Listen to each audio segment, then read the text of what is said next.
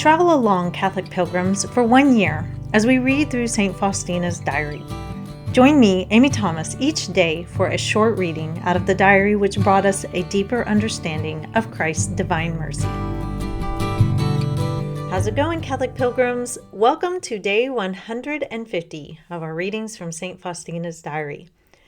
So, another 10 days down. We are still trucking along and doing great. I just like to point out those milestones because, like I've said before, it's so important that we recognize that we are making progress and that we are working our way through Sister Faustina's diary. And if you notice, if you have the diary, if you have like a bookmarker or anything and you put the bookmarker in, you can see that we are nearly halfway through this diary if you don't include the back end notes and stuff. So another milestone, and that deserves a round of applause or a pat on the back. So wherever you are, pat yourself on the back. So today we're going to be talking about something that seems probably a little odd. We're going to be talking about the Jesuits. Sister Faustina today is going to be praying to the saints that are Jesuits, and for whatever reason, this part just really stuck out at me. My daughter has been learning about the Jesuits, and so I just wanted to talk about them, who their founder was, and what kind of role they played when they were first founded by St. Ignatius. So that is what we will be covering today in Notebook 2, numbers 680 through 685. July 13th. During meditation today, I came to understand that I should never speak about my own interior experiences, but that I should conceal nothing from my spiritual director, and I will especially ask God to enlighten my spiritual director. I attach greater importance to the words of my confessor than to all the lights taken together that I receive interiorly. Amid the greatest torments, I fix the gaze of my soul upon Jesus crucified. I do not expect help from people, but place my trust in God. In His unfathomable mercy lies all my hope. The more I feel that God is transforming me, the more I desire to immerse myself in silence. The love of God is doing its work in the depths of my soul. I see that the mission which the Lord has entrusted to me is beginning. Once, when I was praying fervently to the Jesuit Saints, I suddenly saw my guardian angel who led me before the throne of God. I passed through great hosts of saints, and I recognized many of them whom I knew from their pictures. I saw many Jesuits who asked me from what congregation I was. When I answered, they asked, "Who is your spiritual director?" I answered that it was Father A. When they wanted to know more, my guardian angel beckoned me to be silent, and I came before the throne of God. I saw a great and inaccessible light, and I saw a place destined for me close to God. But what it was like, I do not know, because a cloud covered it. However, my guardian angel said to me, "Here is your throne, for your faithfulness in fulfilling the will of God." Holy Hour, Thursday. During this hour of prayer, Jesus allowed me to enter the cenacle, and I was a witness to what happened there. However, I was most deeply moved when, before the consecration, Jesus raised his eyes to heaven and entered into a mysterious conversation with his Father. It is only in eternity that we shall really understand that moment. His eyes were like two flames. His face was radiant, white as snow. His whole personage full of majesty, his soul full of longing. At the moment of consecration, love rested satiated, the sacrifice fully consummated. Now only the external ceremony of death will be carried out, external destruction. The essence of it is in the cenacle. Never in my whole life had I understood this mystery so profoundly as during the hour of adoration. Oh, how ardently I desired the whole world would come to know this unfathomable mystery. After the Holy Hour, when I went to my cell, I suddenly learned how great God was offended by a certain person who was close to my heart. At the sight of this, my soul was pierced with pain, and I cast myself in the dust before the Lord, begging his mercy. For 2 hours, in tears, prayer, and flagellation, I prevented the sin, and I learned that God's mercy had embraced that poor soul. Oh, the price of one single sin. So I hope you don't think it's weird that we're going to talk about the Jesuits, but as I was reading through this, it just really stuck out at me, and I just love how the Jesuits got started, and it's such a cool story. And the fact that Sister Faustina prays to them, is, asking for their intercession, is really cool. I didn't know that she did that. I didn't know she maybe found them particularly, helpful to her. And so I just thought they would be a cool group to talk about today. So the Jesuits were founded by St. Ignatius of Loyola. I have always had such a hard time saying that, so I'm proud of myself for saying it. So anyway, St. Ignatius was from Spain, and he, in his early years, was a soldier, and that's all he cared about being. He just wanted to fight. He loved to fight.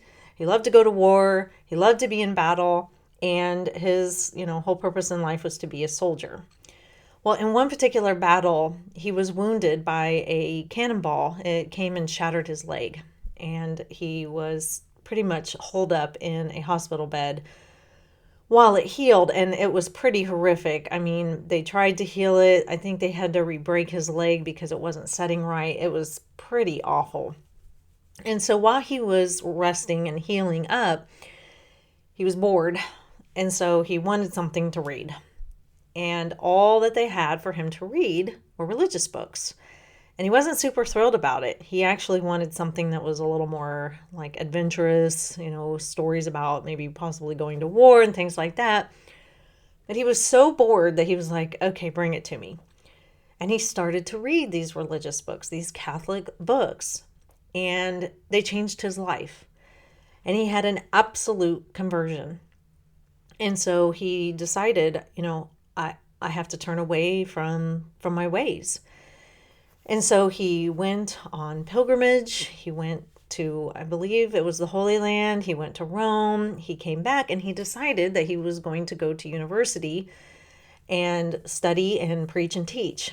And so he ended up at the University of Paris, and he wrote his spiritual exercises, which is the kind of famous writings of St. Ignatius, and ways to grow closer to God, thinking about Christ's passion, thinking about our sins, and thinking about, just his holiness and everything. The retreat that I went on, the silent retreat, was run by Jesuits. And so you kind of go through his spiritual exercises.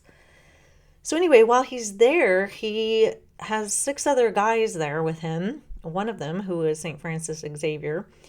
And they decide to start this congregation with St. Ignatius kind of as the head. They actually take a vote to decide who is going to be like the leader. And it's a unanimous vote, all except one. Everybody voted for St. Ignatius except him. He voted for somebody else. So anyway, the Society of Jesus, as they're originally called, was formed. And it took a little while for them to be basically confirmed by the Pope. But it was very different in how they did things because St. Ignatius had been a soldier. And so he was a very disciplined guy. And he ran this new congregation, this new society, different than most people. And a lot of people didn't understand how he was running it, but he was very dedicated to teaching and discipline and living a life of poverty, basically. And so, that is how they were founded.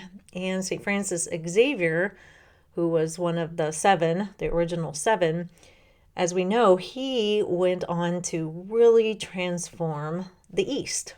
The King of Portugal had asked for a missionary to go over to some of the Portugal colonies over in the East, in India and some of the islands over there. And St. Francis Xavier volunteered. And he went on a ship that was supposed to take, I don't remember how long, but it wasn't supposed to take too long, and it ended up taking forever. And it was a very unpleasant ride. And St. Francis really ministered to those that were on board. But he gets into India and he gets into the surrounding areas, and he really tries to immerse himself in the lifestyle of the people there. And he ends up making converts. He baptizes one Japanese man, and that guy ends up inviting St. Francis to come to Japan. And it's there that St. Francis starts converting the Japanese and bringing the Catholic faith to them. And he ends up leaving because he wants to get into China and try to convert the Chinese to the Catholic faith, but he ends up dying, and so he never did get to fulfill that desire to bring them the gospel. So I just think that the Jesuits are so cool. I just love the story of thinking about St. Ignatius sitting in this room. He's a wounded soldier. He's bored out of his mind and he wants something to read. And all that is there are holy books or, religious books. And, it's not what he wants, but he resigns himself to the fact that this is all there is. And that is what converts him. And he goes on to do great things. And so you just gotta love how God finds a way to reach each one of us. I know that the Jesuits get kind of a bad rap as of late, but they are a really great society, and their founder is just got a magnificent story of conversion and going on to do God's will. And we all know who St. Francis Xavier is, and his willingness to go basically into the unknown is just captivating to me. And I just love reading these guys' stories. So it's, not too big of a shocker that Sister Faustina would want to pray to them. Definitely guys who followed God's will. And I know that must have spoken to her. And so her praying to them definitely isn't a shock.